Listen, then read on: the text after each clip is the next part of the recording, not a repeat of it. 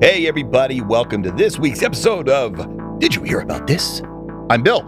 I am Scott. How you doing, buddy? Doing all right. Finally getting used to this crazy time change thing we got going on. Yeah, the time change thing always in PA leads to allergy city for me. I've been feeling like shit all week. My eyes are itchy. I can barely, everything is out of focus. And I've got a lot of papers here with a lot of words that I have to read on today's show, more than ever. But you do have your glass. But I do have my glasses on. And luckily, luckily nobody can see it because we're not running video today. No video this week. Right. How did you like how the video turned out? I don't know if I like looking at myself. Who does? I mean, I felt self-conscious. I felt like I wasn't even talking on the show the right way because I was being self-conscious because there was a camera looking at me from the side. I was pretty happy. Even though it was a test, we just put it out there as a pilot. It wasn't so bad. No, I've heard good things. People have said good things about it looking professional and looking like other podcasts that are out there on YouTube. So it added a level of legitimacy to the show, I feel. Yeah. But having said all that, I'm not sad that we don't have cameras this week. I've heard no reports of people vomiting. No. I've heard nobody got sick looking at us. The FCC didn't step in and tell us to stop showing, lewd and obscene graphic material. Remember I told you about my buddy in college? I made a movie. It was a horror movie. I was a film minor. Yeah. And he was so ugly that they thought he was wearing a mask. It's a monster! The good news this time is nobody accused us of wearing a monster mask. So that's good. Because I was pretty sure that could happen. I am not an animal! It's always weird to me to think about celebrities who love looking at themselves. They love seeing themselves on camera. I could never be that guy. We're going to do it. We're going to do more videos starting next week. We've tightened up some things. I kept going in and out of focus. We fixed that problem. Yeah, we have to change the cameras, change the lighting a little bit. But next week is episode 100. What are we going to do to celebrate? Have more video. There we go. There you have it. About our speed. Yeah. Absolutely nothing. Nothing. Absolutely nothing. Absolutely nothing. Very good. 100. Man, that's crazy. So we've been doing this for about 2 years, I think. Over 2 years now, yeah. Time to quit. I had enough of this shit. And we're not doing reruns yet. That's pretty good. I mean, sitcoms usually start going into syndication around this time. Oh, I've thought about taking some of our old episodes and going, well, let's do a modern episode. When I have no ideas, I think I even said to you the other day, let's redo the Weird Al one. Yeah, because I said you was going to have a controversial title. Yeah, it's all about clickbait. That's the thing I've learned. If we want to start succeeding in the YouTubes, we got to get clickbaity titles. Yeah, I don't want to be the things that I don't like. I want to keep the integrity of the show. I think as soon as we start redoing episodes, and revisiting episodes is different, but if we do a shot-for-shot remake, we've jumped the shark. Oh, wow. I have no integrity. I think that's a great idea. No good. Well, it was fun. It was a learning experience, and I think it worked. So definitely more video to come. I'll tell you this, with the name change, a few months back we changed the name. It opens up the possibility of stories, and I've been going down some rabbit holes. I have a story for us today, a little bit in honor of Veterans Day that was this past Monday. I have a great historical tale that few people have heard about, so I'll ask the question, did you hear about this? And we'll riff on that for a little bit. I don't even know what this is about. No. I don't think many people do. Well, because you haven't told anybody. Well, no, I don't think many people are aware of this topic that occurred. Well, as a teaser for anybody who likes to listen to podcasts for 10 seconds and then pop out. You want to know what it's about? If you're willing to tell us, or if you want to wait, you can wait. But give us at least a teaser. It's a strange tale of man versus bird. Man versus bird, like bird flu? Nope. That's all I'm giving you. Oh, my God. What is this about? No, you're going to have to pay attention for the rest of the show. Yeah, that's not my strong suit. I'll try. Do you want the title? Hell yeah. It's about the Great Emu War of Australia. The Emu War of Australia. That's all you're getting for right now. Gonna tickle your ass with that feather. Tickle, tickle, tickle. Where do you find this stuff? Telling you, man. I have time. My topics are all Hollywood. That's Nope. it. I only know Hollywood. You are international, sir. International and quite historic. So far you've brought us the Killmonger, not the Killmonger, the Killdozer. Killdozer. Yeah, that was good. The Kentucky meat shower. Yeah. Yeah. The cryptids. Cryptids. I like the direction we're going in here. Don't forget the Toronto circus riot. Yeah, that was only a couple weeks ago. Yeah. Guys out there in listener land, if you want to hear us talk about something, if you know something kind of bizarre, kind of strange, you can go to didyouhearaboutthis.show and you can send us a message. I actually decided, Scott, to reactivate the old Twitter. Why not? I almost joined Facebook again last night. Really? Almost. You are completely off social. I am, yes. I don't do anything social media. I saw a stat because I work in marketing. I saw a stat come through my my email that Facebook is still the largest social media network out there. I would have thought most people have bailed off of Facebook and they're all on the TikTok or all on the. Is Snapchat still a thing? But Facebook For some people I know at my work, some people are still Snapchat, yeah. But Facebook is still huge. I think it's probably the most established with video and connecting people. And I know of like my parents and my aunts and uncles, they're all on it. And they're all connected, and it's just easier than starting something new. That's 100% why I won't be on it. I know. To hide from my family. Well, right. There you go. But, yeah, I mean, TikTok's short for the younger generations. I guess X for, seems like it's just all politics and bullshit now. But X is now what Facebook was when I was on it 10 years ago. Yeah, I haven't been on X since we closed the other account when we were called Too Much CGI. And nobody paid attention to us there anyway. No, we were still trying to come up the ranks there. So we'll try it again. I don't know. To me, it's like if we have this thing going, the social media thing, more people could jump in and see some of the goofy shit that we, talk about and share. Just content I could share out. We'll see if you guys like it. Yeah, I was talking to my buddy. I told you earlier, I have a buddy who's a big YouTube influencer. I don't even know if he's a big YouTube influencer, but he's got a decent sized show. It's called Work. He quit my company, yeah. It's called Retroaction for anybody who wants to check it out. It's old computers that he's been able to restore and do like modern things on. He's a, really brilliant guy. But I was like, hey, I need some advice from you for like what to do on YouTube and in the socials and all this stuff. I need to know what to do. He's like, well, you got to go to Reddit. You got to do a little bit over here. You got to do a little bit over there. I'm like, maybe Scott will do this because I don't want to do it. Nope.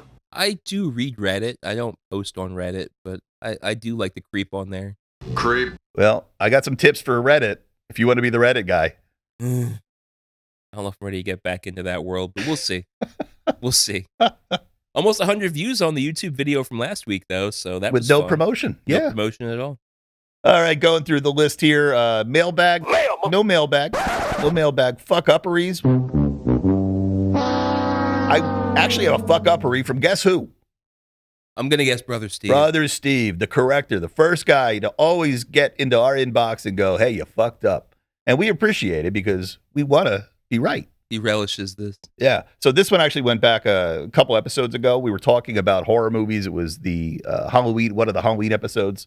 And like fun facts you didn't know about your favorite horror movies or something? Yeah, but we were talking about, did I know what you did last summer? Did you hear what? I do know what you did last summer.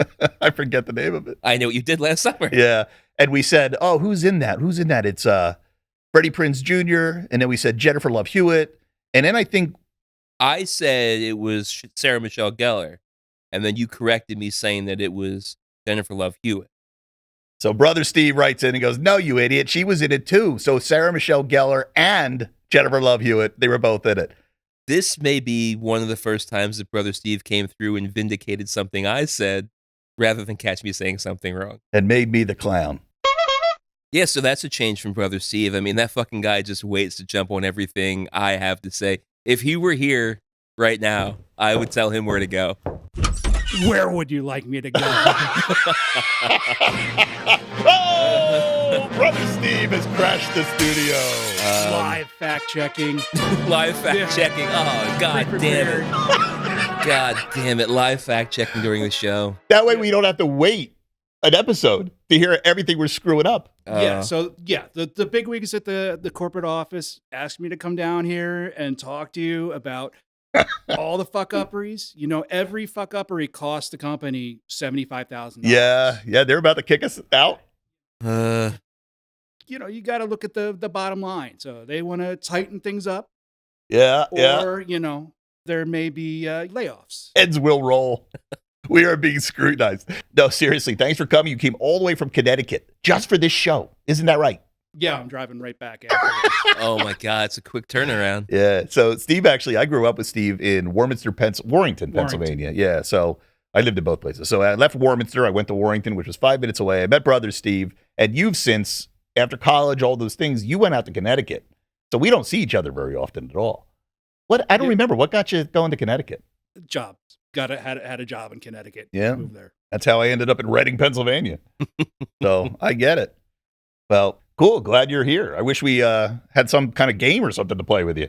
I brought a game. Wow, a surprise game. Surprise game. Wow, none of this sounds set up at all. No. Not at all. Very authentic, And guys. I definitely didn't tell you about it before leaving. Well, you were kind of loose on the details, so I don't really know the exact game. So this isn't one of those games where he gave you all the answers ahead of time to chump me? That didn't happen last time Okay. either. All right. Who won that last game that Steve ran? It was pretty close for the sound effects, the movie TV sound effects game. It All may right. have been tied. That's back when we did this thing only through the internet. Yeah. Now we're doing it in person. I forget who won. Yeah, me too. I forget yesterday. I Let's don't just say it was me. Okay. Sure. All right. So what game did you bring for us today, sir? So this game is inspired by the memes going around that kind of point out that Paul Rudd is now older than Wilford Brimley was when Cocoon came out, which was sort of a movie about old people. Wait a minute. Paul Rudd is older than Wilford Brimley in Cocoon? Yes. He's passed it like a year or so ago. Wilford Brimley had diabetes. So based on that, you see a lot of, the actors you think back in movies in the 80s looked old Yes. compared to actors today. So what the quiz is going to be is trying to match up who from that era is the same age as some of today's stars. Oh, wow. That's a killer game. Dude, I'm at the age now where I'm almost 50, and I'm looking at old movie actors, and I'm thinking all the time, like, am I that age? Is Stallone, like when he's running, hanging off cliffs, a cliffhanger, like I couldn't do that. Is he 50? Yeah, I'm always thinking about that kind of thing. So we'll see what you guys know. All right, let's do it. What Brother Steve just handed Bill and myself are photos of actors in roles they played, 2 separate pages. On the one page, we have Rodney Dangerfield in Caddyshack. Hey, baby, you're all right. You must have been something before electricity, huh? We have Steve Martin in Planes, Trains, and Automobiles. Have a good holiday. We have Danny Glover in Lethal Weapon 2. God hates me, that's what it is. We have Pat Morita in The Karate Kid. Christopher Lloyd in Back to the Future. Leslie Nielsen in Airplane. Don't call me Shirley. Carrie Fisher in The Force Awakens. I've always hated watching you leave. And Bob Hoskins in Super Mario Brothers. Mario Brothers Plumbing, no leak too small. I can already tell I'm going to be bad at this game. I'm not going to be good at this already. Now, the trick is, on the second page, we have Angelina Jolie from The Eternals. Everyone in Centauri 6 is going to die. We have Tom Cruise from Top Gun Maverick. You gotta pull out the pins and disconnect everything. We have Keanu Reeves in John Wick 4. No quarter. And these are all more modern movies. That's the difference. Right. We have Matt Damon in Oppenheimer. Matt Damon! We have Jared Leto in Morbius. I am Venom. We have Nicole Kidman in The Northman. His affections were only for silver and ratting his horse. And who is this in Atomic Blonde? Oh, that's Charlize Theron. Charlize Theron, yes, in Atomic Blonde. So let's cut the crap, shall we? So the trick here is that all these characters in these newer movies are the same age in these roles as these old-ass looking fogies in these 80s movies were in my left hand here. We have to match them up. Yes. But one doesn't match, and that's just sort of to put a bar there. Mr. Danny Glover, I am getting too old for this shit. How old was he when Lethal Weapon 2 came out? Oh. Ooh. All Let's right. see. Looking at him and looking at myself every day in the mirror, and when I wake up, I go, oofa toofa. I'm going to guess that this guy's older than me. I'm going to guess he is 55. I was going to guess 52. You're both way over. Way over. 43. He was 43. He was 43. He was He's younger, younger, you're younger than me in this video. he was actually just shy of 43. He was almost 2 years younger than me when he filmed Lethal Weapon. So when did Lethal Weapon 2 come out? Like 2002? No, 1992. Yeah, that was a 90s movie. Yeah. 89. 89 it was. Wow. Yeah. I didn't think that was still in the 80s. And they did 4 of those. Yeah, the last one was Joe Pesci. Was it? I thought it was Chris Rock. Chris Rock and Joe Pesci. Wow. And yeah, he was saying, I'm too old for this shit. I'm like, no, you're not. You're 43. You're 25 years till retirement. Who the fuck do you think you are? That's fucking fascinating. Wow. So now, do we pick somebody on the newer photos here who we think might also be 43? There's no 140. Oh, that was just that was the one. Yeah, that's just to draw the too old for this shit line. Oh, okay. I like it. I like it. Everyone's over there. So that's setting the bar. All right. Yeah. I see how this is played now. All right. So I would focus on the old ones and just think of who you think is the youngest out of that list to go in the 42. The youngest out of these characters. You know what? I want to bet that it's Christopher Lloyd. All right. So I know his age. And I've only recently his found present day age or his age when he did Back to the Future? his age when he did Back to the Future. Because I've only just coincidentally found this out. And I was shocked because I've always thought of him as like old man Doc Brown. No, he's old man Doc Brown now when he's doing fucking Mandalorian episodes. But I would say if Danny Glover is 43, I'm going to guess Doc Brown's like 47. Holy shit. He's 46. 46. So Yeah. you overshot that. I still look at him and go, well, at least I'm not as old as that guy. No, he was 46. He looked like an older guy to me. He looked ancient to me. Yeah. And now looking at this picture, I'm like, you know what? Yeah, 46. I guess it's he kind of looks 46. Now that you say it. So now that raises my question. Was he that white and gray for this role and he was just like stuck with it for the rest of his life? Or was he naturally that white and gray? Good question. He's one of those actors that are always made up. He's never just him. Like Steve Martin's on this list. He always looks like Steve Martin. Right. Christopher Lloyd always looks different. Yeah, that's true.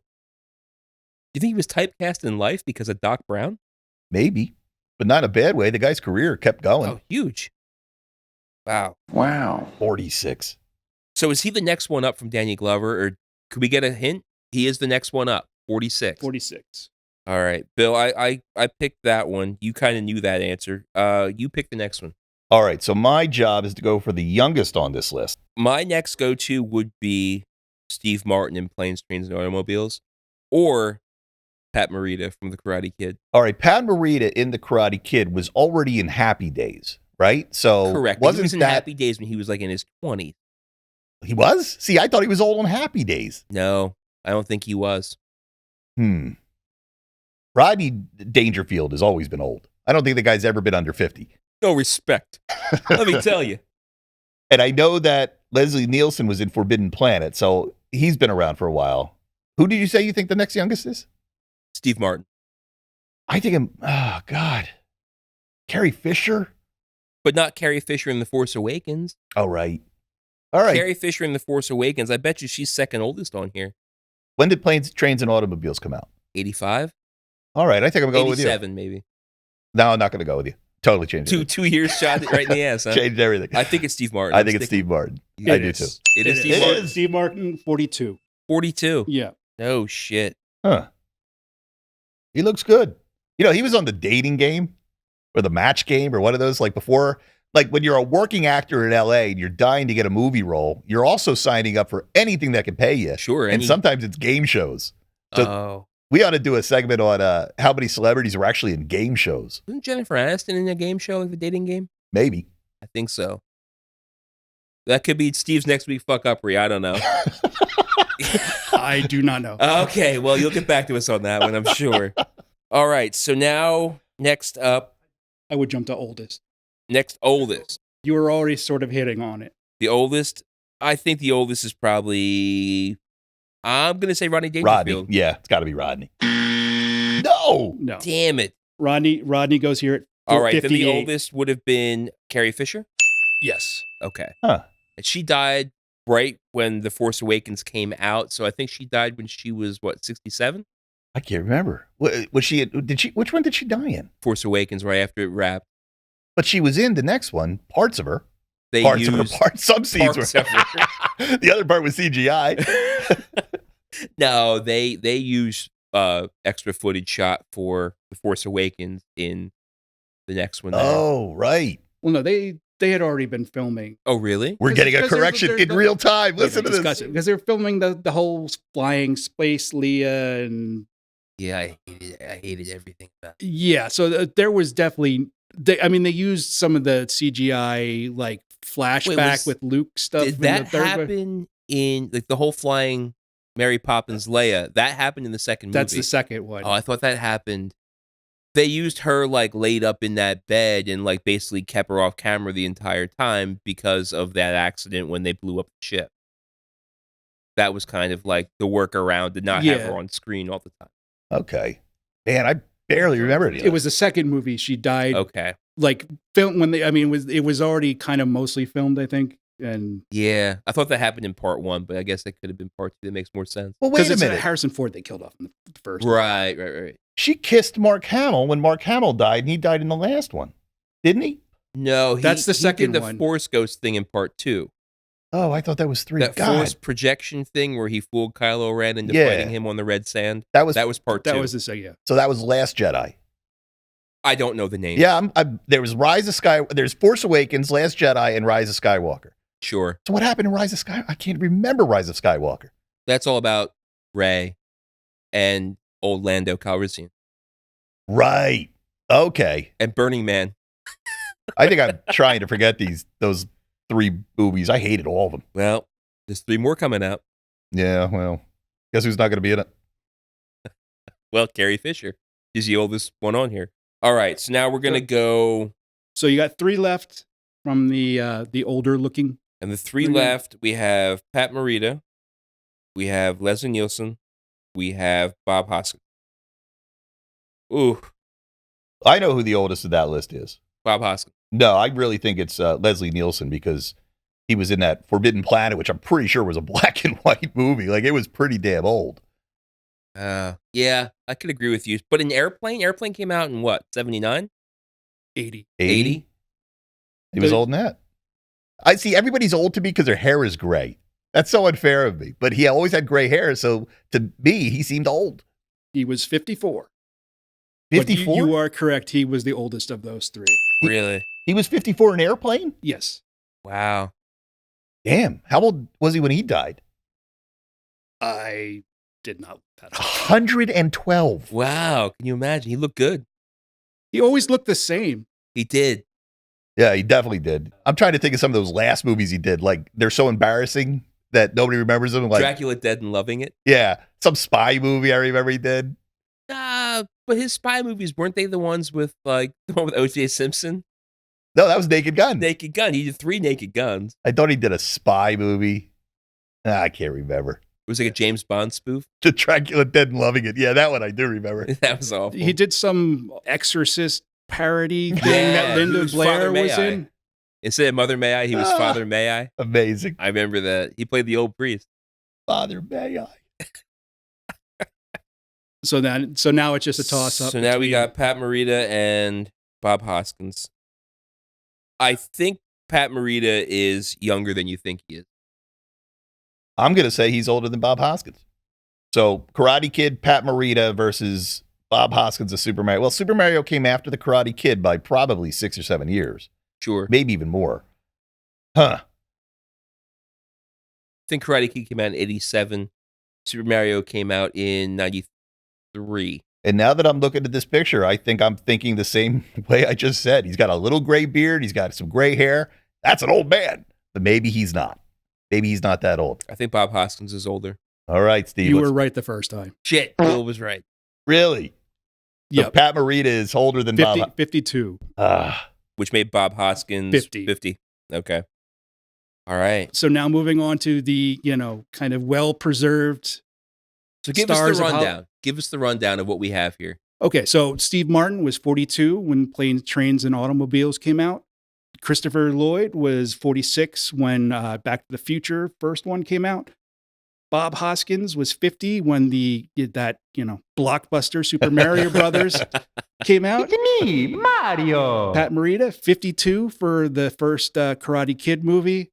Leslie Nielsen, 54 in 1980's Airplane. Wow. Rodney Dangerfield, 58 for Caddyshack. And Carrie Fisher, 59 for the first of the recent trilogy, The Force Sequel Awakens. trilogy, yeah. I'm actually kind of surprised by Caddyshack by 58? 58. Wow. Like, you look at this picture, and he's definitely an older guy, but does he look 58 to I you? feel like Rodney Dangerfield was like a perpetual 67. All right. Damn. Cool. Leslie Nielsen, you say 50, 52? 54. Surely you must be kidding. I am serious. And don't call me Shirley. So now everyone on this page, So now we have everyone on this page is the same age as these other guys at, for this particular movie releases. So I have to match. So John Wick 4 is the newest of the John Wicks that came out, right? Well, let me just say this. Every one of these people look great. They look incredible. Some of these, when you put them together, are going to be like, Yeah. Yeah, that's going to be tough. So again, I would say you think about who's the youngest, at the time of the movie, who's the oldest, and kind of match it that way rather than trying to guess. So I think Jared Leto is closest to my age. I have nothing to base that on. I know his age. That's another one that I know, and I just know it from somehow reading it years ago. What is it? And when Morbius came out, he was right around 50. This guy is 50. This guy now is probably 53. But when Morbius came out, he was 50. That's what I think. So that's going to match. And this 50 in the same age as Bob Hoskins from Super Mario Brothers. Unbelievable. That seems very unfair. Life played a very cruel trick on Bob Hoskins. Well, I look at this guy. I'm just like, how does he stay young? He's like Ant-Man. Like, holy shit, this guy doesn't age either. Yeah. All right. So not the youngest. There's somebody on here that's going to be in their 40s, right? 2 in the 40s. 2 in their 40s. Woo. I think I know who the 2 in their 40s are. I'm going to guess Charlize Theron. Yeah. And Matt Damon. Matt Damon. That's exactly what I was going to pick. In that order? But no, we got to determine the order. I'm going to say Matt Damon younger than Charlize Theron. You think? I would reverse that. You think? That's what I'm going to say. You think Charlize Theron's the baby of this group? Atomic Blonde came out in the 90s. I don't think I've ever seen that movie. I think it came out in the 2000s. I haven't seen it either. 2017. Oh, I'm off. You're close. I said, dude, I almost got it right. Next, I was going to say the 2010s. Wait, you say the 2000s, and that's like, give yourself a century to get it right. That's right. A little bit of a delta there. Oh, God damn. Talking about you're casting a large net. Oh, man. I'm going to say Charlize Theron's the youngest. Correct. All right. All right, so you were right. And I'm still going to say Matt Damon's the second youngest. Nope. Damn. Well, all right, so that leaves Angelina Jolie in The Eternals. That leaves Tom Cruise, who's another one who doesn't seem to age, in Top Gun Maverick, the new Top Gun, and Keanu Reeves. Yeah, maybe it's Keanu Reeves. Keanu? I'll go with that. Me too. No. What the fuck? We're terrible at It's Angelina Jolie. How old was she when the Eternals came out? 46. Really? What? Yeah. I thought she was over 50. I thought she was too. That was a few years ago, so. Yeah, but I always thought she was over 50. I thought she's been over 50 for the last 10 years. That's what happens when you date Billy Bob Thornton. It ages you. It ages you a lot. Or at least in our memories. Yes. All right. So now we have. So you Leto would off think the about board. who the oldest The oldest of this group, I think, is going to be. I'm going to say Tom Cruise. Correct. He's the oldest. How old is he? 59 when Top Gun Maverick came out. 59, which on the other list matches him up with. He was older. He was older than fucking Rodney Dangerfield in Caddyshack. And he's jumping out of planes at the fucking Olympics. Unbelievable. I can't believe any of this. This Life guy isn't real. No, I know. This guy looks great. I look awful compared to him. We live in a simulation. Well, yes. Speaking of looking great and looking awful, guess who matches with Leslie Nielsen at 54? Oh, well, it's got to be Kidman. Yes. Well, that's interesting enough, Mr. Trickle. But it's just not my specialty. Even the Oppenheimer, even the Matt Damon. Like, he's another one that just looks eternally young. Bet you Matt Damon got like 4 years. Well, no, he has to have more than that. He's probably, when this came out, we already got both of the 40 age, right? Yeah. So he would have been 52 when Oppenheimer came out. No. Damn. Or, sorry, let me check that. Oh, now we're catching his mistakes. Oh, no, as I was trying to... Controversy. So you're talking about Matt Damon. You are correct. 52. Hey, all right. Had to check with the judges there. Leaving Keanu Reeves in John Wick 4 was the same age as Rodney Dangerfield in Caddyshack. Unbelievable. What the fuck? That doesn't seem right. That can't be. What does this say about modern medical science? What is it that keeps these people looking so damn young? Well, you know, doctors back in on this page, doctors back in this age, they thought that cigarettes and whiskey were the way to stay young. I wish it were. So, yeah. So, little food for thought on this. Wow. As a a bonus question, two of the actors that the younger looking group are born in the same year that we were. 75. 75. What? Oh, I don't look better than any of them. Who was born in 75, Scott? That would put him at what? 49? Yeah, they can't be over 50. So gotta be Keanu. I'm trying. See, now you got to think about when you were a kid watching these movies when these guys were young. That would be Angelina Jolie. Correct. And Charlize Theron. I like that Steve thinks that we can remember 2 minutes ago. I don't know. Amy poured some wicked whiskey here, and I'm not functioning on all cylinders. I'm not going to lie. Well, this is crazy, though. I mean, we look at Hollywood, we look at our TV shows, we look at all our media, and like for some of us, it's our grounding. It's we're biased because of how we see people in media and on these movies, and to see that they look so much better than us. So when I found out that Doc Brown was 48, there was a couple others on the list. Or 46, rather. 46, yeah. Yeah, there was like Jack Nicholson in The Shining was like 47. Like, he looked ancient to me then. Yeah. It's so weird now that we're old. I guess now it's time to admit that we're old. Everything's through your lens, man. Everything's through your lens. Yeah. And how you experienced it and when you experienced it. Yeah, the biased I anchoring. experienced The Shining when I was like 8. Did you? Yeah. I mean, like, through my fingers because I was scared and like a little weenie, but still. 8. And how old are you now? 44. And I'm 49, and I still feel like I saw The Shining when I was 8. Yeah. So, my memory's awful to begin with, but holy shit, I have it all screwed up. I know. So my anchoring is completely with these celebrities. That's wild. Yeah, this is cool, man. Thanks for bringing this. Glad you enjoyed it. I mean, I look at the one page and I think, Jesus Christ, like I grew up watching these people and they're that old. Then I look at the other page and I think, Jesus Christ, I grew up watching these people and I thought they were old and I'm looking a hell of a lot better than they were.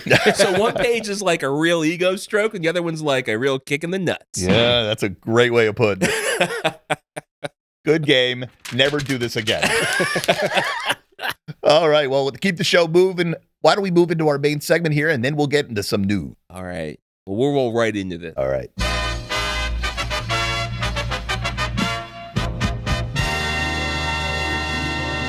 For as long as man has lived in tribes, war was a natural part of life.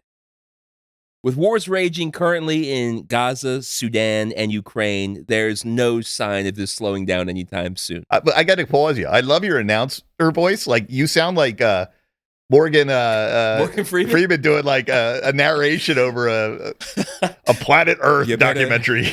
You better get busy living or get busy dying. Philosopher George Santayana said, "Only the dead have seen the end of war." And then Jedi Master Yoda said, "War does not make one great." Yet, 3 times a year, we have holidays to honor those who have served in battle and paid the ultimate sacrifice to defend our freedom. So with this past Monday being Veterans Day, thank you to all the veterans who have served out there. We also have Armed Forces Day for those currently serving and Memorial Day for those that have actually died in battle. But, war does not make one great. I would disagree, Grandmaster Yoda. So whether you're a veteran of either of the world wars, which I don't think there's many of those around anymore. Well, one's coming. Well, there could be World War III coming. No good. The Korean War, the Vietnam War, Operation Desert Storm, Operation Desert Shield, Operation Enduring Freedom, or the war in Afghanistan. Thank you. Us here at Did You Hear About This salute all those who serve, as well as the military families who also feel the effects of senseless wars across the world. Today, I'm going to share with you a war that they don't teach in schools or write about in the history books for that matter. Today, I'm going to ask, did you hear about this? Oh. He said it! He said it! Today, I'm going to ask, have you ever heard of the Great Emu War of Australia? And everybody listening went, nope. Nope. This one did not come across our radar. Let me set it up for you. The year is 1932. The world is in the depths of the Great Depression. When I think of the Great Depression, we always talk about like late 1920s, the stock market crashes, people are jumping out of buildings. We always view it from an American standpoint. When the American dollar got hit the way it did in the Great Depression, it affected the world economy. So the entire world felt the effects of the Great Depression. It was not just an American problem. So the world is in the depths of the Great Depression. Poverty and hunger are just running rampant worldwide. These were indeed dark days. Desperate for a solution, the Australian government encouraged farmers in the western part of the country to start growing wheat. Wheat has always been a stable crop. It's been cultivated on Earth for over 10,000 years, historians say, and it's considered one of the world's most important crops, used for bread and possibly more importantly, alcohol, to be quite honest. I mean, when the Great Depression's hitting, drown your sorrows, right? This is a solid plan. I mean, this is a good idea the Australian government had. And then the emu showed up. Now, what is an emu exactly? So, as many people may know, the emu is the second largest bird, second only to the ostrich. They can grow to a height of about 6 foot, 6 foot 4 inches, as a matter of fact.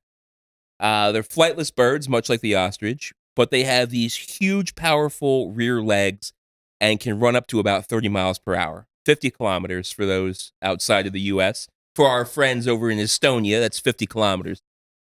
Is that what they had on Joust, that old 80s game? Remember I think that they may have been ostriches. Okay. Because, yeah, you could ride these emus.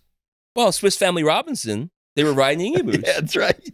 Yeah, not the snuff version, not Roar. Not Roar, but the real Swiss one. Family Robinson, yeah.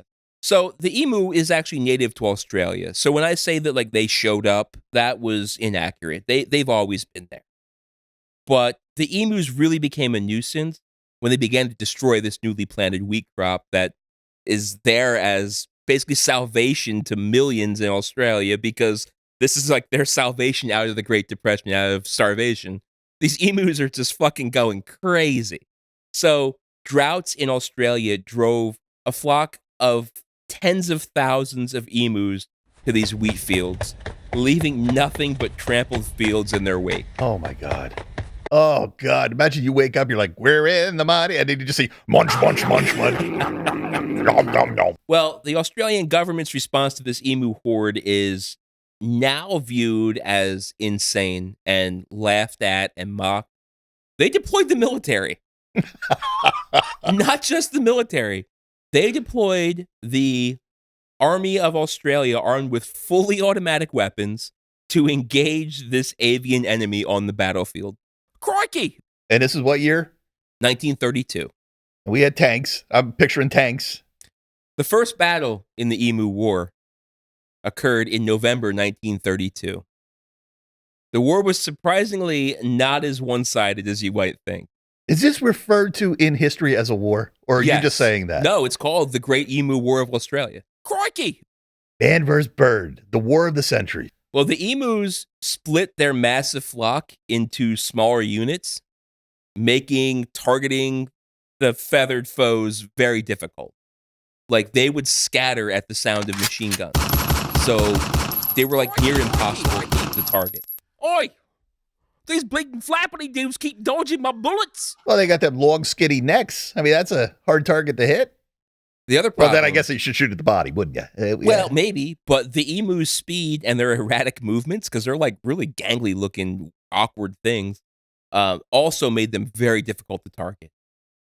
In the end, over 2,500 rounds of ammunition were spent with little to no impact on this massive flock of birds. That's great. Reports say only a handful of emus, maybe like 24, were actually executed. Another fun fact, many of these emus were actually able to survive with bullet wounds. So, like, I don't know what the fuck was up with these mutant emus, but they were getting shot and they just still kept running. Wow. I wonder what that's all about. They're somehow conditioned to be able to handle more damage than humans. Well, the Australian military was forced to withdraw from the battle on December 2nd, 1932. In the Battle of Man versus Bird, the birds won. Wow. Holy crap. My final thoughts on this long forgotten historic battle are, to anyone who doubts that dinosaurs evolved into birds, this may be proof to the contrary. Oh my God. We think we're the most superior thing in the entire galaxy, but we're not. Emus are stronger than humans. Yeah. Tougher, wiser, can take more bullets. War does not make one great, but I am kind of in awe of these emus. So what happened after that? So like we got an emu problem. Did they just go, well, let's start working on something other than wheat? No, I mean, the emus just continued doing what they were doing. I mean, they ruled the land. The wheat was gone. That solution did not help with the Great Depression. The economies came back around and hunger was fixed. But for that moment, the emus, they ruled Australia. I mean, the droughts also lifted. The rain came back. And there you have it. This sounds like a future cartoon movie. Like, they have Madagascar, they have all these, but they didn't have the emu story. The emu story has never been told. So there's some funny things I cut out of the story here. When I was doing my research, the media at the time, like a lot of Saturday Evening Post and like national, international media, like they devoured news about this. They mocked the Australian army about how could you lose a battle to birds, to emus, like these big gangly looking freaks of nature. Like they were very heavily mocked about the whole thing. And it is now looked back on as like a comedic thing. Like, oh my God, we declared war on these birds. Yeah. Yeah. That's kind of embarrassing. Very much so. But when you explain it, it's like, well, I see why they're hard to kill. Yeah. So now you heard about that. Holy crap. That's crazy. Yeah. Yeah. I'm still not convinced this is real. I think you found this on The Onion, but no, this is 100% real. I found this, not that Wikipedia is like a go-to de facto proof of its existence, but several websites gave me the background story for what I presented here this evening. All right. Well, then it has to be true. And Steve did not buzz us. I have heard about this. Steve has heard about this. Have you really? Yeah, on a history podcast. Oh, he listens to the smart stuff. I listen to the dumb stuff about movies. Does this mean we're now the smart stuff? You've just upped our game. That's great. So if the smart people are talking about it, corporate's going to be real happy. Corporate is going to be glad you came. I think this is going to make the board very happy. Mission accomplished, Brother Steve. Mission accomplished. Are we supposed to be getting paid for this as employees of this company? That's above my pay grade. Take it up with corporate. Yeah. So that's what I got, man. What do you got for news? All right. I don't have anything as cool as that.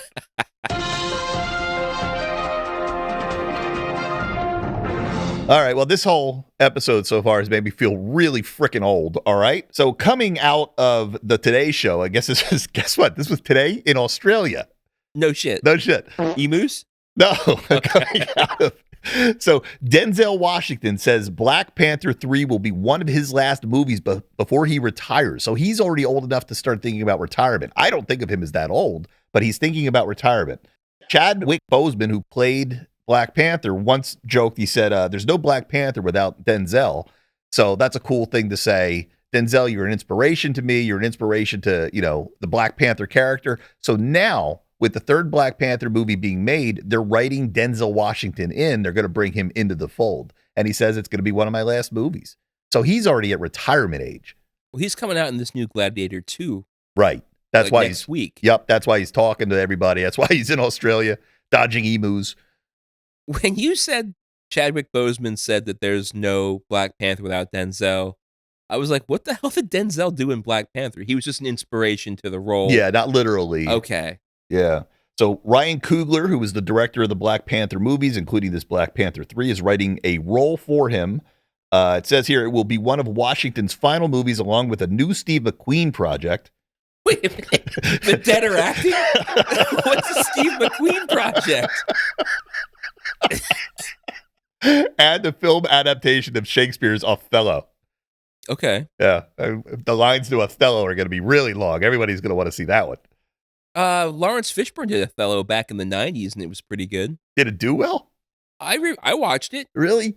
I may have been forced to watch it, but yeah, Lawrence Fishburne did a good role. Last thing I'm ever going to do is pay money to go see a Shakespeare movie today. That just doesn't strike my fancy at all. That raises the question, how old is Denzel Washington? Yeah, I didn't look that up. Steve, our fact checker? Because I look at Denzel, I think, oh, that guy's probably 52.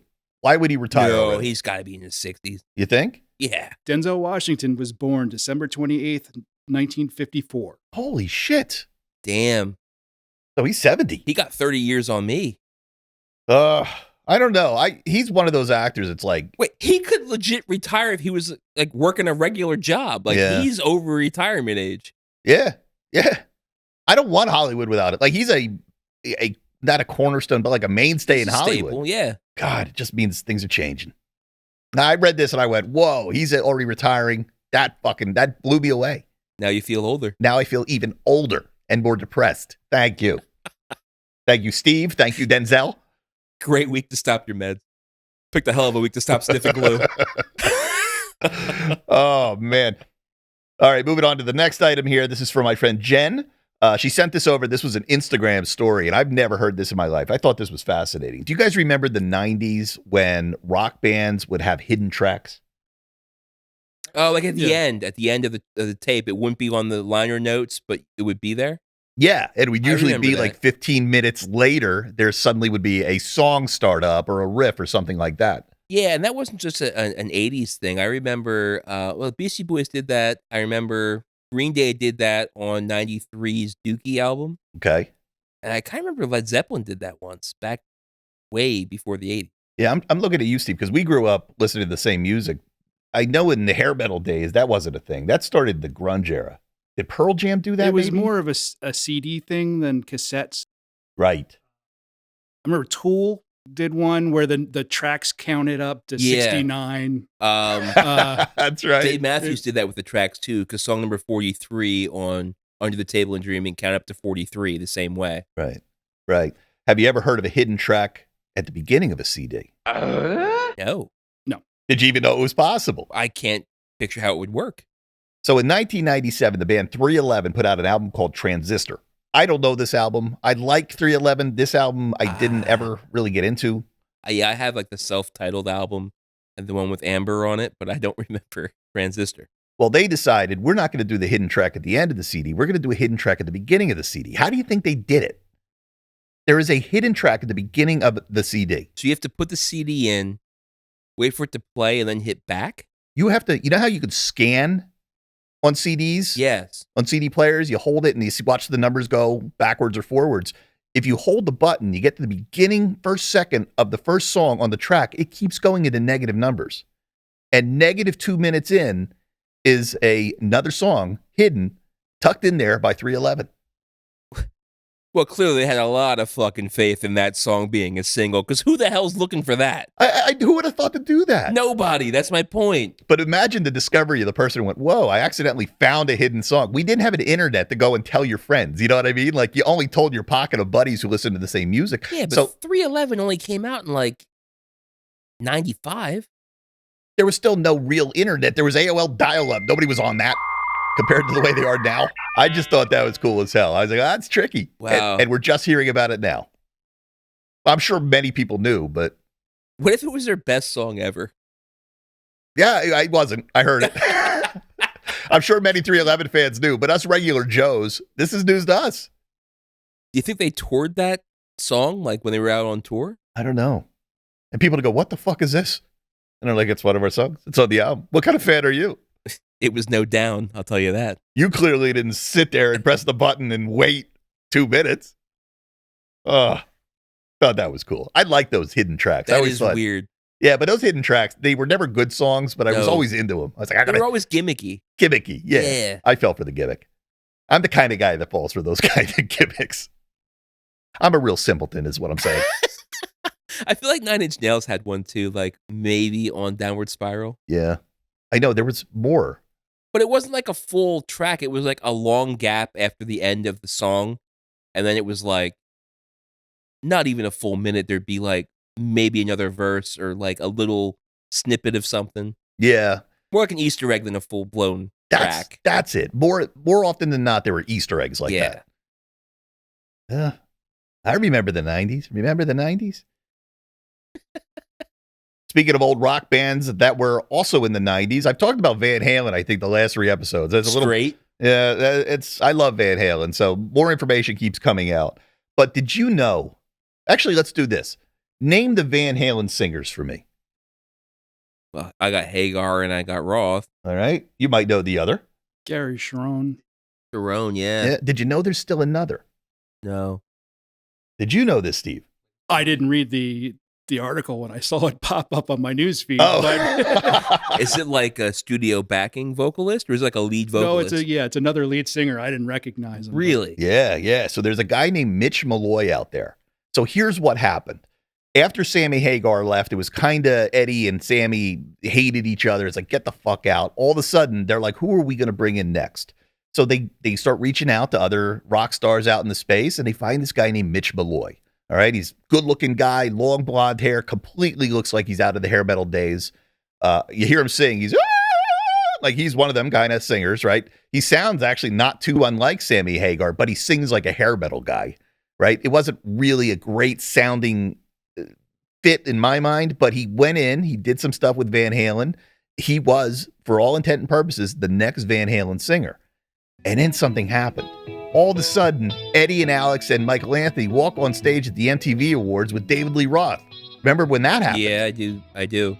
Well, Mitch is like, what the fuck? I was gonna say, I'm picturing like a full like fake Nikki Sixx story coming out of No. This was like a legit guy that was not like a impersonator. This was like the next guy until David Lee Roth joined the band again. Yeah. So from guitar.com, it's a quote from Mitch. I just wish in the end he'd told the press the truth, meaning Eddie Van Halen. Forgotten Van Halen singer Mitch Malloy shares Eddie Van Halen regret as he posts unreleased demo track. All right. So Malloy expressed frustration at being forgotten in Van Halen's history and wants his contributions recognized. He says, instead of being celebrated as Van Halen's first choice to replace Sam, I'm left with sticking up for myself. It's not right, it's not fair to me, and I'm kind of pissed. I think I would be too. Did he produce any music either on stage or in the studio with Van Halen? Nothing official, but in this same article, he's like, we did record stuff, and in fact, I'm going to put it out on YouTube. I'm not going to make any money on it. This is a song that I did with Van Halen, and it is now on YouTube.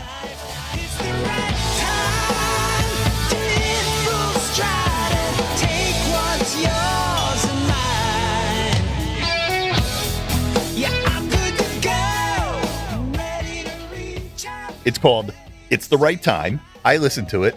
I hate it. It's terrible.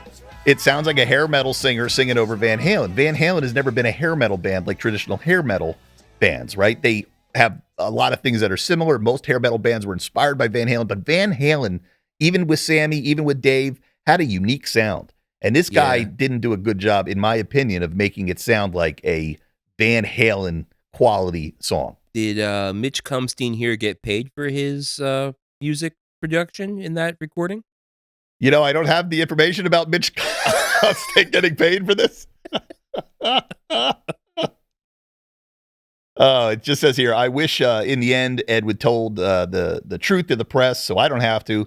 I wish no one knew, to be honest. But since they do now, I guess enough Van Halen fans have heard about this story. It's like now they're asking him all kinds of questions. And, you know, he's like, you know what? Fine. The truth is, I was in the band. I was unceremoniously forgotten. And here's a song to prove it. So there's a new song out there on YouTube. I don't think Mitch Malloy was going to upstage David Lee Roth. And as goofy as David Lee Roth is, we talked last week, he's top 3 frontman. Yeah. You're not turning away from that coming back. What I want to know is they had this guy in their pocket, right? They tried to reunite real fast with David Lee Roth. This guy's like, I saw it with everybody else. Like, I didn't see that coming. Yeah, they could have told him. They could have handled it better. He's like, I'm still in Van Halen, so I guess I'll just wait to see what happens he here. saw it on the MTV Music Awards. Yeah. And then they signed Gary Cherone a couple years later, the singer for Extreme. Meanwhile, he's going, whoa. I thought I was going to get back into this. I forgot about Cherone completely. Wow. I like Cherone a lot. I love Extreme. It's actually one of my favorite bands. That Van Halen album just wasn't good. And it wasn't necessarily Cherone's fault. It's just something was off. Yeah. Something was off. I read they've actually, somebody took that entire album, because it's called Van Halen 3. Like, they had Van Halen 1, they had Van Halen 2, and then they were like, this is our third iteration. We'll call it Van Halen 3. Somebody took the whole album and remastered it and made it better, made it sound like a real Van Halen album. So you think it was a studio problem rather than a musician problem? I don't know. This was that phase where Eddie was getting kind of nuts, right? The drugs were taking over again. You could see him. He looked like he was missing teeth. Like, it wasn't, the healthy Eddie. So I don't really know what happened there. Is he the one that would do the editing? Was he hands-on, like, in the production studio? Yeah, at that point, Eddie had taken over producing records and recording and doing all that. All right. He had a studio in LA that he built, custom built for his style and, everything he wanted to do. Yeah. Yeah, sucks, man. I'm the singer from Van Halen that nobody knows about. And I'm pissed. Well, I'd be too, man. I mean, shit. But at that time of that band, it was so volatile. He might be better off. I like this quote from him. What person doesn't get promoted for their accomplishments? In America, that's how it's supposed to work. Instead of being celebrated as Van Halen's first choice to replace Sam, I'm left with sticking up for myself. Like, yeah, that sucks. The first choice to replace Sam sounds like the second choice. Yeah. You know what I mean? Like, that's not... We'll make do. Well, I think that'll probably be my final Van Halen story for the month. All right, I can't keep bringing up Van Halen every month. It's only every the 14th, buddy. I miss this band so damn much. I miss good old rock and roll. I miss sex, drugs, and rock and roll. I also miss a little sex, to be honest with you. Well, you said you're old. Speaking of a little sex. Oh, segue master. Yeah. So last time we talked about Zemeckis, Robert Zemeckis. He's in again in the news from the Happy Sad podcast. I figured out what happy sad means. What? It's the masks from the theater. The comedy and the drama, the happy and the sad. I like it. Okay. So they asked him another thing. They were talking to Zemeckis about Jessica Rabbit. All right. I heard about this. You did? Yeah. So Disney would never allow Jessica Rabbit in a Who Framed Roger Rabbit sequel, says director. They can't. So while on October 30th episode of the Happy Sad Confused podcast, Zemeckis, who's 72, if you needed to know his age, since we're all about ages today. He looks it. Shared that the current Disney would never make a Roger Rabbit 2 with Jessica Rabbit in it, adding that times have changed. Look what they did to Jessica at the theme park, he said on the podcast. They trussed her up in a trench coat. Yeah, it's that whole objectification of women and trying to make it more... It was around the same time that they started, like, not having Jasmine's midriff out when she was meeting kids in the park. She's wearing, like, a full-on gown now. So it's that whole non-objectification of women change that Disney was moving towards. That's what I'm bringing this up for, because I'm not aware of this. Like, they made all kinds of changes like that, sure. To me, it's like, what did they want to do? Censor a sexy woman? She's being a sexy woman. Sure. You don't censor NFL cheerleaders. And I didn't think that Roger Rabbit was truly made for kids. Yeah, it was PG. It wasn't G. Well, it was something for adults that maybe kids would watch, but that storyline was way too advanced for kids. Christopher Lloyd's Judge Doom was a fact. That's pure evidence that movie was not made for kids. Yeah. That was nightmare fuel for me. How old was Christopher Lloyd during the production of Roger Rabbit? That was, I think I was 12 when that came out. And that came after Back to the Future. Which was 8 years after Back to the Future 1. Yeah. But I don't know. We can't do that anymore. You can't have a sexy character. I'm 56. I know times have changed. I know it's just the way it is in the world. Things evolve. Things change. Our parents' lives were not our lives. Our lives are not our kids' lives. But I didn't know that something like this isn't allowed today. So when he said it, I was like, really? I was surprised to hear it. But I guess that was a Disney move. So Disney was doing this. I can't say it's not allowed today. I just don't think that the way Disney's trending right now, they would do it. But other studios would. Here's the thing I never got about Roger Rabbit and Jessica Rabbit. And not that they were married. It was almost the same as Goofy being a dog and Pluto being a dog. Like, Bob Hoskins was in that movie as a human. Why was she in that movie as a cartoon human? I don't get it. Oh, yeah, I never even thought of that. And Baby Herman was a cartoon baby, but there were real babies. You know what I mean? Like, yeah. It's like, why can Goofy talk and Pluto can't? I remember being a kid, and I told you before, like, I don't like watching sexy stuff with my parents. It makes me nervous. And this is something I did watch with my parents. And I remember being like, that's funny. I get it. I wasn't really offended by this. In my world, I didn't see anything wrong with Jessica Rabbit, but I guess people do now. So later in this article, I guess there was a ride where they did a Roger Rabbit ride and they put her in a trench coat because suddenly she was now part of the detective team. In Disneyland, they opened up Roger Rabbit's Cartoon Spin, where you ride in Benny the Cab and go through the world of Toontown. Mm-hmm. And on the side, it was like a dark ride where they have like the flat cutouts and stuff. They had Jessica Rabbit being put in the trunk of a car like she was being kidnapped. And then they redid the entire ride where now she's like a detective in a trench coat standing next to a weasel looking into the trunk of a car. They like retcon the entire ride story of her being the victim and more being her the protagonist. Because I was wondering, did they never make a sequel because they were like, we don't know how to handle the modern issue of, Jessica Rabbit. But if they put her in a trench coat, then they could put out a sequel and have her in a trench coat. It just felt fake. It wasn't true to the character they created in that movie. Yeah. Well, people are offended by it, and I'm not going to say they shouldn't be, but I wasn't. So the whole thing was confusing to me. When I read this, I was like, what do you mean they can't have Jessica Rabbit now? This is also coming from Robert Zemeckis, who couldn't get Back to the Future 4 created, so who knows how on the money his take is on this. Yeah.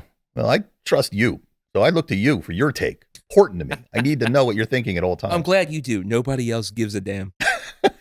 I was at a restaurant not too long ago, and I'm sitting. You ever have those moments where, maybe you haven't, but I look at him, and he's at a restaurant next to me. He's sitting next to me. It's him. I look at it. It's Robert Zemeckis. And he's looking at me. He knows that I've noticed him. He's kind of looking at me like, I think that guy's noticed me.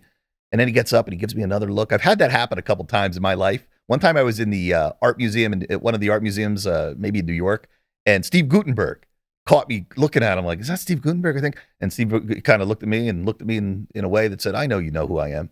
I love that this is our second Cocoon reference in this show. You want a Jessica Tandy story? No. Was she even in Cocoon? I don't even know. Wasn't Touchstone Films who did Splash? Yeah. And I remember there was a naked butt. Daryl Hannah's butt. And that was kind of how Disney Corporation was going more adult. That's an interesting, we should go down a rabbit hole there. All right, this is the one I told you, I'm not in the mood to read, but I got a whole sheet of words here. Stick with me. This is hopefully worth it. All right, from Variety, Joker 2, this train wreck. Todd Phillips. Joker 2 actor says it's the worst film ever made, and people on set said this is going to bomb. It's not even hate watchable. That's how terrible it is. All right, that's the headline in Variety. From an actor on set making this movie. Yeah, an actor in quotes, okay? Comedian Tim Dillon, who has a blink and you'll miss it role in Joker. That's our actor. In Joker Folie Debut or whatever. You do French impressions. You say this. Folie à deux. Folie à deux. As an Arkham Asylum security guard, recently appeared on the Joe Rogan Experience and trashed Todd Phillips' controversial Joker sequel as the worst film that has ever been made. The sequel earned mostly negative reviews and flopped at the box office with $58 million domestically and $204 million worldwide, a far cry from the 2019 original's $1 billion gross. He says, it's the worst film ever made. I think what happened after the first Joker, there was a lot of talk like, oh, this was loved by incels. This was loved by the wrong kinds of people. This sent the wrong kind of message, male rage, nihilism, all these think pieces. And then I think, what if we went the other way and now they have Joaquin, thank you. I knew I had that wrong. Joaquin Phoenix and Lady Gaga tap dancing to a point where it's insane. It has no plot, he continued. He would sit there. Me and these other guys, we're all dressed in these security outfits because we're working at this Arkham Asylum. And I would turn to one of them and we'd hear this crap and I'd go, what the fuck is this? And they go, oh, brother, this guy stinks. This is going to be a bomb, man. The whole set is doing this movie going, this thing is going to fail. But isn't this the popular thing to say right now? Like, he didn't break this story. He's just dogpiling on the shitstorm that's already out there. I've never heard anybody say we were sitting there and we just knew this thing was going to be sucky. I love Inside Dirt. I love that this guy's saying it. He'll probably never get a role in Hollywood again, this comedian Tim Dillon. But like, imagine sitting there, you're filming this movie. Hey, when you got Tim Dillon money, you got fuck you money, buddy. Dillon went on to theorize that maybe that the Joker sequel was a $200 million practical joke and how it directly played against everything fans loved about the first film. To some, the movie's biggest strength, including Quentin Tarantino, he says during a recent interview on the Bret Easton Ellis podcast, I don't know, all these podcasts. This is what I talked about last week. Yeah, the Pulp Fiction Oscar winner raved about the sequel and said Phoenix gives one of the best performances I've ever seen. The Joker directed the movie, Tarantino said about the director and co-writer Todd Phillips. The entire concept, even him spending the studio's money, he's spending it like the Joker would spend it, all right? And then his big surprise gift, haha, the Jack in the Box, when he offers you his hand for a handshake and you get a buzzer with 10,000 volts shooting you. This is, you can totally see Quentin Tarantino saying this. It's, he's saying fuck you to all of them. He's saying fuck you to all the comic book geeks. He's saying fuck you to the movie audience. He's saying fuck you to Hollywood. He's saying fuck you to anybody who owns any stock at DC and Warner Brothers. And Todd Phillips is the Joker. That's interesting. That's a real punk rock approach. Yeah, this is the story that I was referring to last week when we were talking about Todd Phillips. How's he ever going to get work again in Hollywood? So if he was really creating this kind of movie and everybody's sitting on set going, we don't know what the fuck he's doing, I love this story. Like there's an artist doing, like an auteur doing something here with commercial money. Yeah. With DC money. It is a sticking it to Hollywood. And these guys are sitting there going, what the fuck movie did we sign up to make here? We don't even know what we're doing. It's pretty obvious that movie studios don't know what they're doing because they're putting out complete garbage right now. I've always heard about dailies.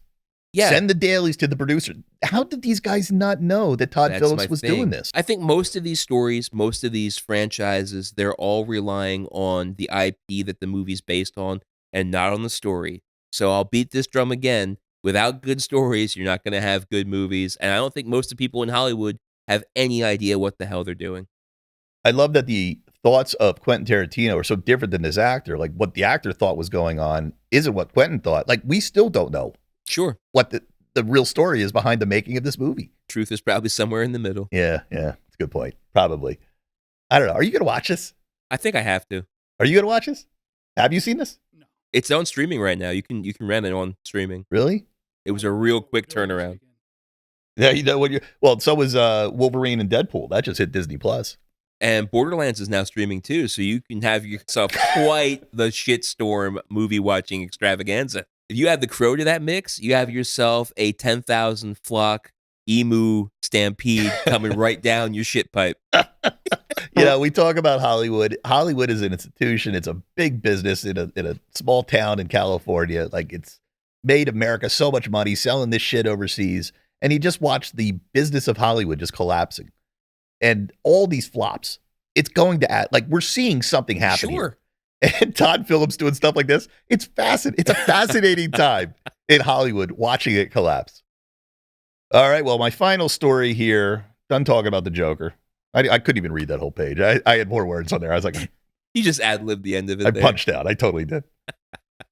All right. Resident Evil star Mila Jovovich. Yeah. You know who she is? I love Mila Jovovich. Sure. She was in the, I said the, it's like, what? I love Mila Jovovich, but I can't name any of her movies, Scott. The Element? Fifth Element, Fifth yeah. Element? That's where I found her. Yeah. I went down a rabbit hole one time, and I was like, she's one of my favorite actors. I think she's great. And then I found Resident Evil, and I went, oh, well, there goes her career. I hated the Resident Evil. I was just going to say, I like Mila Jovovich as an actress. I just hate almost every single role she's ever acted in. Yeah, really? Oh, I like her until Resident Evil. Well, I did enjoy The Fifth Element. Chris Tucker was a bit much, but I enjoyed The Fifth Element. I read the other day that was actually written for Prince, that Chris Tucker role. It was. And when the fashion designer, Gaultier, or whatever his name was, brought the pictures to Prince looked at him, and Gaultier, I think I have his name wrong, but he's got a really thick French accent. And Prince evidently is looking at the guy going, I can't understand what you're saying, and you're showing me these pictures that I hate. Apparently he just got up and walked out of the room. Didn't say a word, just walked out of the room and said to the producers and directors later, I don't know what the fuck that guy was trying to sell me. I saw those pictures. I don't want to dress like that. I'm out. So yeah, that could have been Prince. Prince would have played that role way too straight. He doesn't seem to have a great sense of humor about himself. He doesn't, no. I think Chris Tucker's role in The Fifth Element was a caricature of Prince. Maybe. Yeah. Since he dropped out, they hired Chris Tucker. They're like, we need you to be like Prince. Huh. To the nth degree. Yeah. Wasn't Gautier the band that played Somebody That I Used to Know? That's the... yeah, I think that is. I think I'm mixing it up. Steve, I'll take this one. That's a fuck-uppery. That's a fuck-uppery, because I can't remember the guy's actual name. Gautier, some French designer. Anyway, back to the story. Resident Evil star Mila Jovovich set to once again battle zombies in the late George A. Romero's final film, Twilight of the Dead. There's a goddamn another... Finally coming out. When they put out Land of the Dead, I always heard that it was supposed to be Twilight of the Dead. Yeah. And they just named it Land of the Dead. I'm like, oh, I guess that was a story George was working on. It wasn't ever called Twilight. But there really was a Twilight of the Dead being worked on by George Romero. So it says here, the movie is based on a treatment written by George A. Romero before he passed away. Writers Joe Kettner, Robert L. Lucas, and Paolo Zolotti, you know these guys, are building the script based on this concept, or his concept. The story is set on a tropical island and delves into human struggle amid the undead apocalypse. Well, that's what the last couple were about. Yeah. Greg Nicartino, a longtime collaborator with Romero, will lead the makeup effects, promising authenticity and intensity. Why not my guy, Tom Savini? Savini? I'm horrible with names today. Tom Savini. He did all the great makeup for all the other movies. Yeah. So I don't know. The guy's dead, right? Somebody's taking his movie. It's got the backing by the Romero family. And they're just going to say, all right, we got the basic premise. We're just going to rewrite it, remake it, put our own spin on it. And it's going to be the fourth movie in the Of the Dead franchise. And I love that franchise. It's a really well-written, the whole thing is based on the way that we treat commercialism, and they always have their own hidden messages. Yeah. Land of the Dead was how we treat poor people, homeless people, like step over, because they were just stepping over the zombies at that point. I don't know what's left in this story to have a fourth movie. Do you think there's enough to recapture this magic? Or do you think it's just going to be a phoning it in fourth part of this sequel? I'm afraid it's going to be phoning it a fourth part of the sequel. Yeah. Because it's not made by Romero. Yeah. Going to come down to the story, man. Well, yeah. You got to do this guy right. He's a legend. He's one of my favorite directors. And I don't know if I'm excited for this or disappointed by it. Have we ever seen it work before? Have we ever seen a writer pass on and somebody else pick up the project and do it well? I can't think of any examples. Good question. We're going to have to ponder this until next week, because that's it. That's all she wrote. All right, everybody. Well, thanks for listening. I'd have to imagine this one was stupid, yet strangely satisfying. Hope so. Steve, thanks for making the trip to sit in here and tell us we're fucking up right to our face. Always appreciated. Everybody else out there, if we messed up, if Steve messed up, oh yeah, the other shoe will drop. Write in and let Steve know what he got wrong. Yes. Feel the wrath of the public. Well, thanks everybody for listening. Tell a friend, and we will talk to you next week. Let's put another emu on the baldy.